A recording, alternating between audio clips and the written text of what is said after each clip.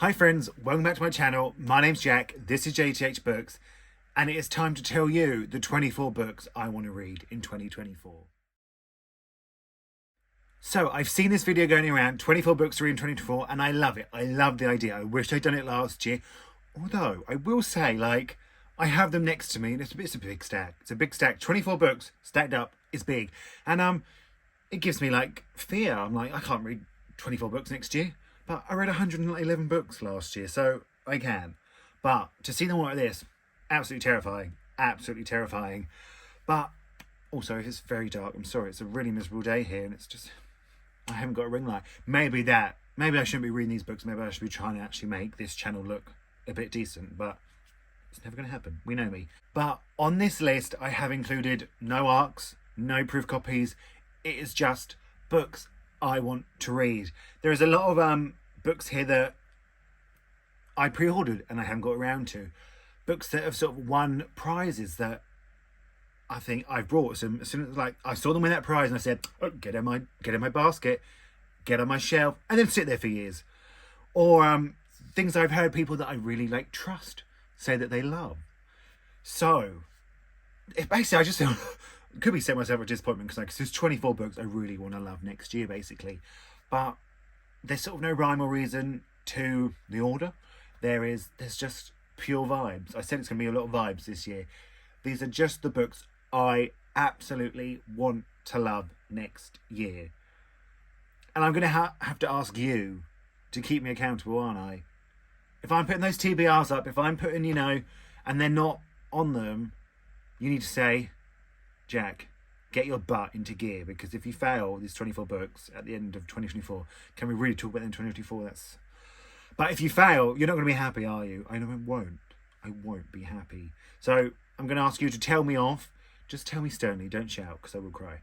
And let's talk about these 24 books. So first up, we have In Ascension by Martin McInnes. I don't know much about this one. All I know is people have absolutely loved it. It was longlisted for the Booker. People were absolutely shocked it did not get the shortlist. I have not heard a bad word about it. I heard it's one of those books that it all comes together at the end, and that's what I like. And I just want to love it. I just really, really want to love it. Next up, we have My Cat Yugoslavia by Patim Stavovsky, translated by, I just looked this up, it's from the Finnish by David. It's David something.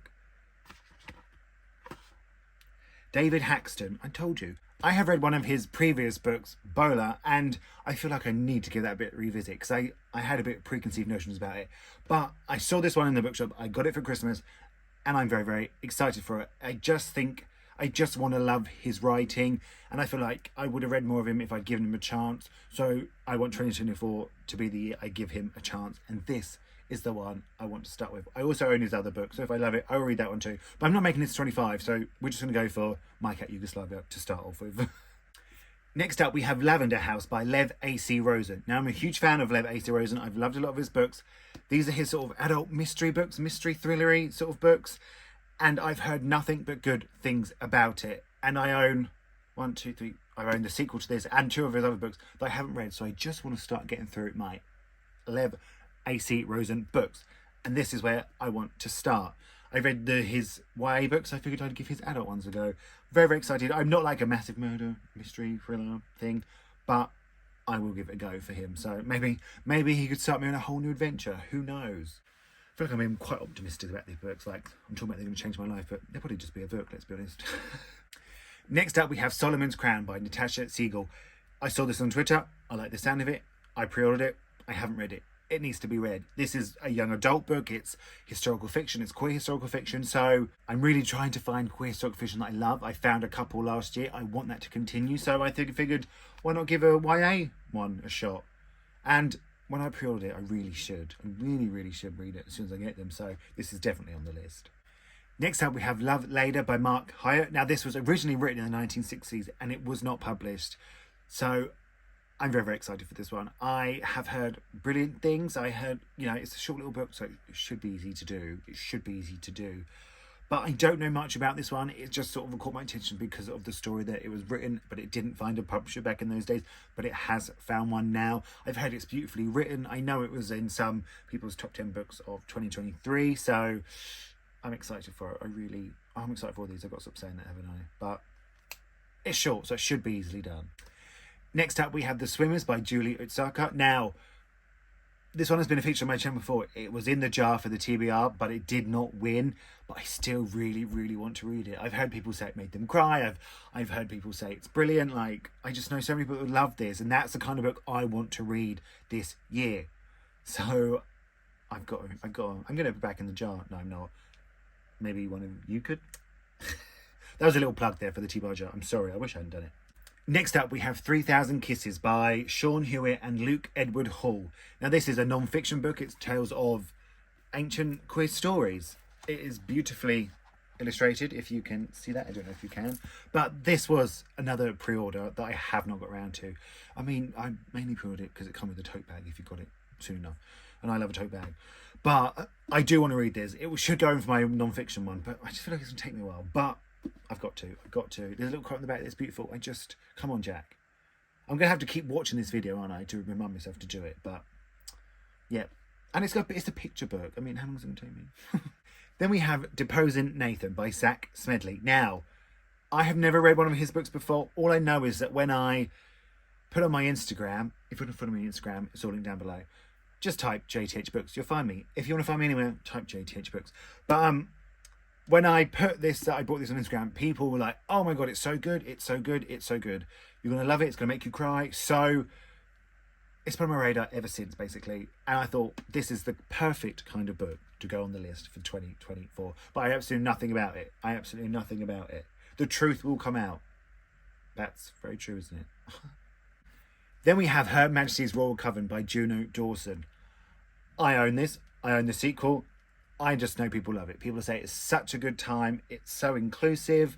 And I just want to read it. I bought the hardback. Is it signed? It's signed as well, I think. Yeah, it's signed. So, and I've never read a Juno Dawson book, I don't think. I haven't. So this will be the perfect place to start to discover a new author. And then we have Darius the Great Deserves Better by Adib Khorram. If you've been on my channel before, you'll know. End of year TBRs, end of year book tags, mid-year book tags. This has appeared in all of them, and it has still not been read. I don't know why. I think I'm just scared because I love the first one so much. But 2024 is going to be the year I finally read this. This is the sequel to Darius the Great Is Not Okay. And if I don't read this, it's going to be Jack Not Okay. Okay, so just please make sure I do. Then we have Black Leopard, Red Wolf by Marlon James. Now, I own this and I own the sequel, so I really need to read them. Big, chunky, African-inspired fantasy book. I just want to love it. It's quite a divisive book. Some people love it, some people absolutely hate it, but I'm ready to give it a go. It's adult fantasy, so I'm thinking maybe that'll be a bit better for me, but I've got to do it. I've absolutely got to do it. Because once they release the third one, and I'm going to have to buy it, I'm going to have 3 huge hardbacks I haven't read. That's not good, is it? Come on. Then we have Flux by Jin Woo Chong. Now, I make a anticipated books for the year. This was on that. Then I saw it at Waterstones, and I still haven't read it. It calls to me, this one. I see this. Maybe it's because it's bright yellow. But I see it on my shelf, and I think, come on, pick it up. And I never, ever do. So it's on the list. All I know about this, it's time traveling, it's queer. I'm just very, very excited for it. As soon as I heard about it, I wanted it. And then I didn't read it, which is, I feel like that's a lot of us readers do that, don't we? We just do that. Then we have The Promise by Damon Galgut. Booker Prize winner. As soon as it won the Booker Prize, I brought it. I still have not read it. And I just heard people say, well, it won the Booker Prize, okay? I just want to read it.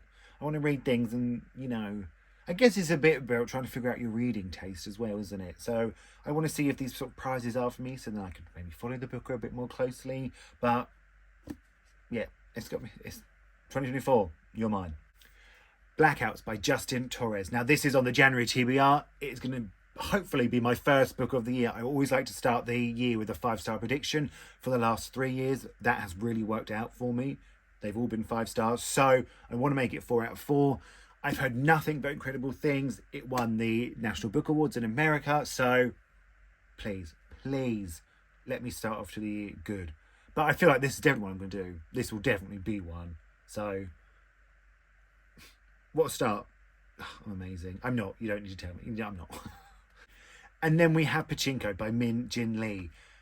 A sort of a bookish internet favourite, isn't it? I still, for some reason, have not read it. Maybe like the size puts me off a little bit, but I think 2024, judging by this list, it's going to be the year of big books, isn't it? Let's be honest. But there's a TV series made of this, hugely popular, set in Korea, spans generations and families and decades, so I'm very, very excited for it. Next up, we have I Will Greet the Sun Again by Kashaya J. Kashabani. Now, this was brought to my attention on Instagram. One of my friends read it and said, I would love it. So I'm putting this on the list for them, not for me. I wouldn't, I just want to please them. No, joking, I'm desperate to read this. I've heard such brilliant things. I've heard it's really tender and heartfelt, so I want it. And it's one of the short ones, so, I should be able to do it, shouldn't I? Next up, we have Love in the Big City by Sang Young Park, translated by Anton Her. If you've been around for a while, you know this has been on my channel many times. I own 2 copies of it. I can't believe I have not read it yet. 2024, it's happening. It's finally happening. I'm very, very excited. Next up, we have The God of Small Things by Arundhati Joy. Again, just a bit of a classic, isn't it? I've always wanted to read it. I watched the TV show Between the Covers here in the UK, which is sort of like a half-an-hour book club show, and somebody picked this as their favourite book of all time, and ever since then, I wanted to read it. It is a bit of a classic, so 2024, it's being done. Then we have Elena Knows by Claudia Pinheiro, translated by Francis Riddle. Again, shortlisted for the International Booker Prize. A lot of people thought this one was going to win, but it didn't. But ever since then, I've had my eye on it. I've heard it's brilliant. I've heard it makes people cry. I think I want a lot of these books just to make me cry. So let's hope I shed some tears. Next up, we have Solo Dance by Lee Katomi. I saw about this one on YouTube, and ever since then, I had to go to the bookstore and I had to find it. I think I bought it when I was in London, actually. And obviously, I have not read it, but I've heard brilliant things. It's queer. I'm very excited.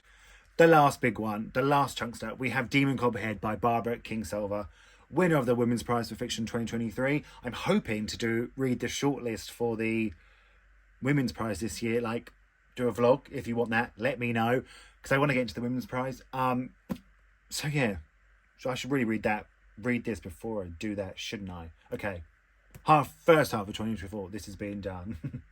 The House of Doors by Tan Twang Eng. Now again, this is my friend who told me I would absolutely love this. So I picked it up when I was with them, but I didn't know it was queer. I'm still not 100% sure, but I'm pretty sure it is. So very, very excited to read them. I've seen it on a few favourites of the year. So I think what I'm realising, people really influence me and I just want to be like other people.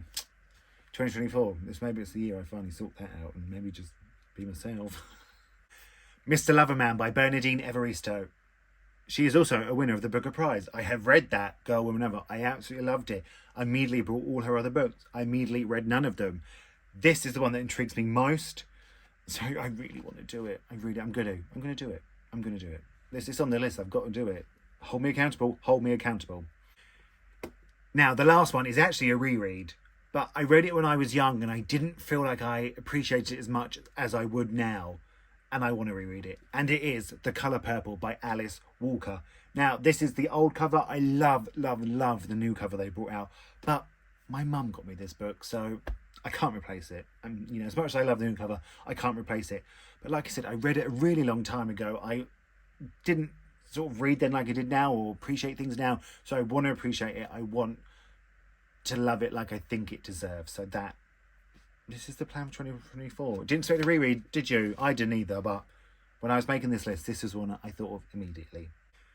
So, there we have it. 24 books to read in 2024. Can I do it? I don't know. Am I going to try my damn hardest? Yes. Keep me on track, people. If you see me in the TBRs and then there's not...